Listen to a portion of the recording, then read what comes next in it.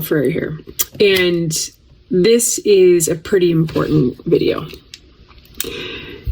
We have a crossroads in society where we've stopped listening to learn, and we are listening to react. And the reason I do this video, the point of this video, is just because you don't believe something or you don't like something doesn't make it misinformation. And that word is thrown around on the internet like crazy right now. And the reason I do this video is because yesterday I reshared a speech I did in the House of Commons when I was a member of Parliament about the proposed legislation by the Liberals to extend medical assistance in dying to people with mental illness.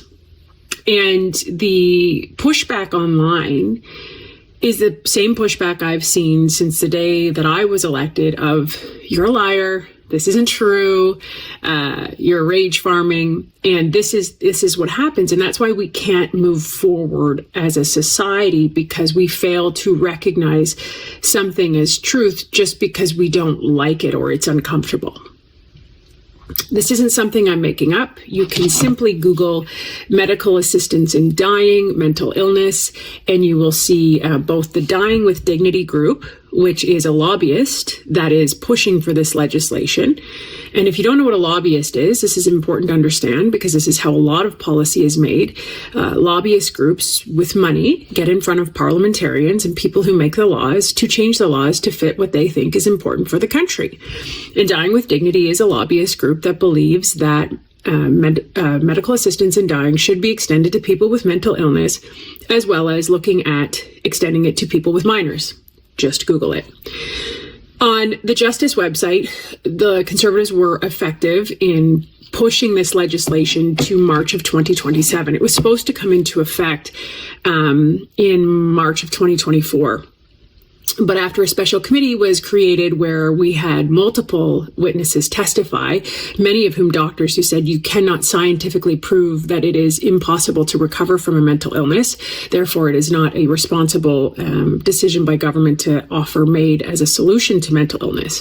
It was pushed off until March of 2027. But that doesn't mean it's not still on the table. It's still on the Justice website. That's still what's happening. And the point of this video, again, I can't stress this enough. Just because you don't believe something or you don't like it doesn't make it misinformation. I was the recipient of this and targeted greatly online when I spoke openly about parents who human traffic their children. This isn't something I made up. These are the people who work in this world told me it is. You can again Google it. These are not fun things to talk about. They are horrible things about humanity. Nobody wants to deal with it. And so there's this knee-jerk reaction of, you're a liar, you have some hidden agenda. And we can't move forward together as a society if we do not acknowledge that these things are happening. There is this aversion of the truth. You know, that's why everybody calls...